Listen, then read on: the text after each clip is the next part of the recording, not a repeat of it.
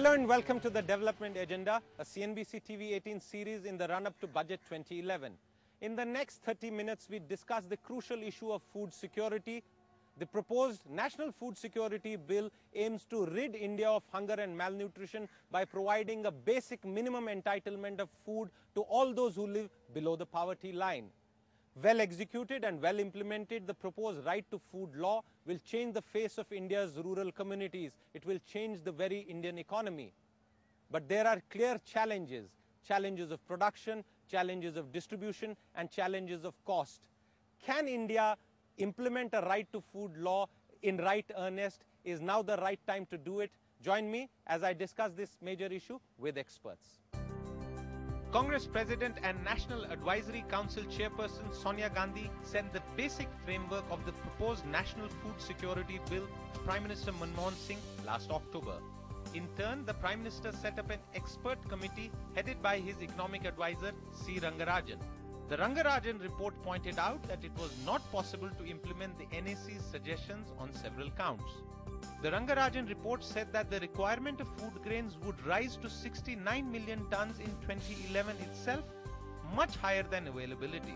And it said that the subsidy bill would be a whopping 92,000 crore, much higher than the NAC's initial estimates. Garibi Hatao was Indira Gandhi's famous and powerful political slogan which won her a landslide election victory. 40 years later, Garibi still dominates rural India. The Indian poor continue to live a marginalized existence. But now, Prime Minister Manmohan Singh has an opportunity to actually take concrete steps to eliminate hunger and malnutrition from India. Can this be done? So what will the Finance Minister do for implementing the Right to Food Act in the coming budget? Will he ensure that the scheme takes off? What sort of money will be allocated? And more importantly, what kind of institutional architecture will be put in place to implement this scheme? Given the food needs of India's massive population, is the idea of a universal food entitlement good? Can the government do this? Does the system have the wherewithal to implement universal food entitlement? All of these are very crucial issues, and joining me today to discuss this is noted industrialist Ajay Sriram, the president of the International Fertilizer Association and the chairman and senior managing director of DCM Shriram Consolidated. Thank you very much, Ajay, for joining. Thank you for inviting me with this today. We are meeting and discussing the entire issue of food security at a time when it is acquired center stage. True. From 1960 to 2000, we enjoyed 40 years of relative stability. The yield due to the Green Revolution went up. But the last decade has been one of shortages. It has been one of rising prices. And now this issue has become a serious political issue. We seem to be in a situation where the government of the day is not able to handle these matters. What, according to you, is the situation when it comes to the national food security in India? I think food security is crucial from 2 points of view. One is, if we take 65% of our population living in rural India, their income depends on food productivity. The other side is, for a country with 1.2 billion people, having adequate food at a reasonable price for those who need it is very crucial from the social point of view. But the issue is fairly complex, Siddharth. You know, the issue comes in right from the farm level. If we look at it over the last 10 years, there has been change in the soil conditions. One requires soil testing right from scratch to figure out what is required. One. Secondly, the quality of seeds. That has a major impact. Thirdly, the know-how and knowledge to the farmers so that they can actually put in the right practices to improve their productivity. So what you are saying, Ajay, is that at a time when India is even talking about sending a man to the moon, these basic issues seem to have slipped. We have failed to address some of the issues that arise. Well, I'll put it this way. It's a fact that today India has 110 million farming families spread all over India. Which would mean around 400 million mouths to feed in some ways. Yeah.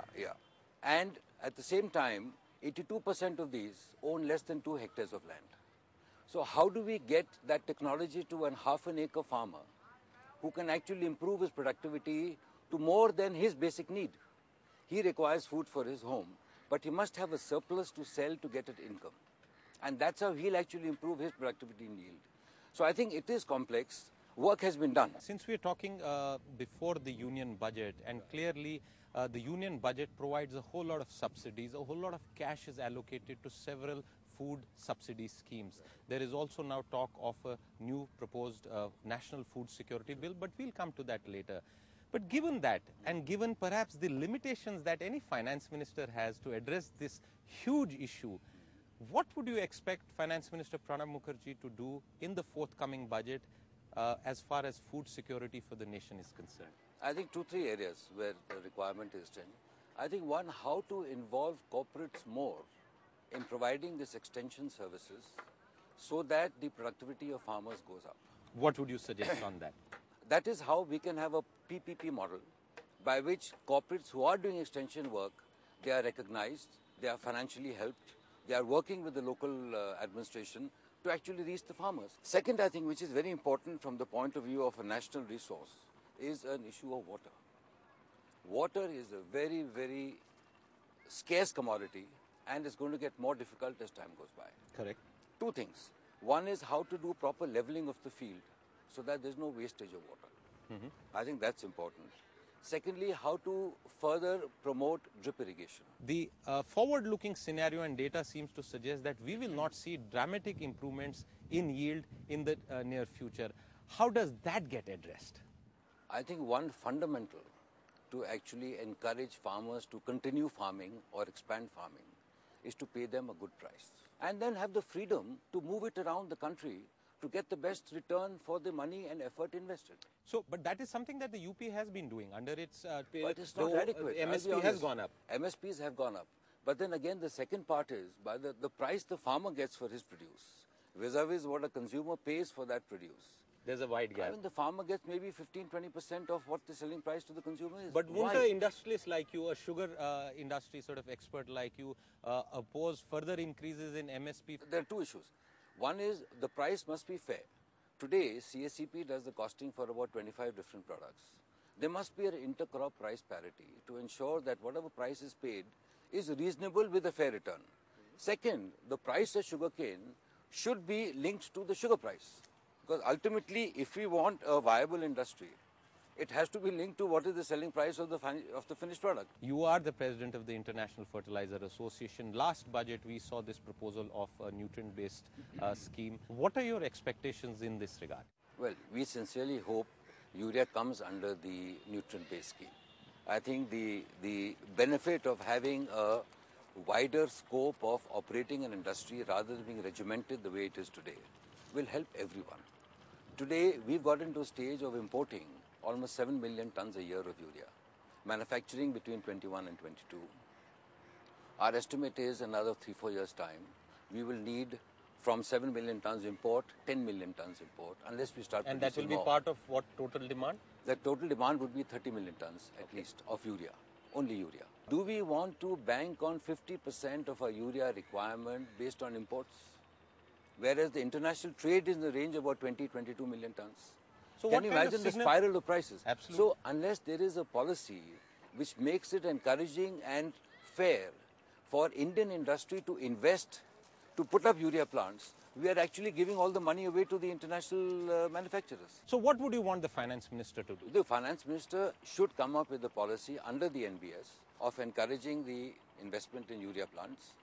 They have discussed policies how to benchmark the domestic price vis-a-vis the international price with a cap and a margin so that is fixed within that band and make it remunerative so that actually you get a return on it. We can produce over here, let's say with about $8 per million BTU, this price of gas. We can produce this urea at about $250. We have bought it internationally at $400, $500, $550. Why? One of the other things that is currently at center stage is the proposed National Food Security Bill. Yeah. Clearly, this is something that is a noble aim. It aims to provide, after so many years of independence, a minimum entitlement of food to rid India of hunger and malnutrition. So you can't have any quarrels with that. Sure. But there are clearly issues. First task is how to make sure that those who deserve it today are getting it today on a regular monthly basis at the price agreed by the government. We are all aware that the PDS has leakages. We all know PDS has problems. I think rather than expanding it and bringing more people in the net, the first challenge is let's settle where we are so that those who deserve it actually get it. And they are the most challenged set of people whose need for food at 2 rupees, 3 rupees, rice, wheat, etc., their need is the greatest. Why do all of us get this, frankly? I'm being honest with you. I mean, I say the same thing in terms of when I was saying earlier of income to the farmer. The farmer must be paid more to be able to produce more. That was Ajay Sriram talking about what the finance minister needs to do to address the issue of food security in the forthcoming budget. It's time for a break now. When we come back, we'll talk to public policy expert Rajiv Kumar on the way forward on the issue of food security. You're watching the Development Agenda for Budget 2011.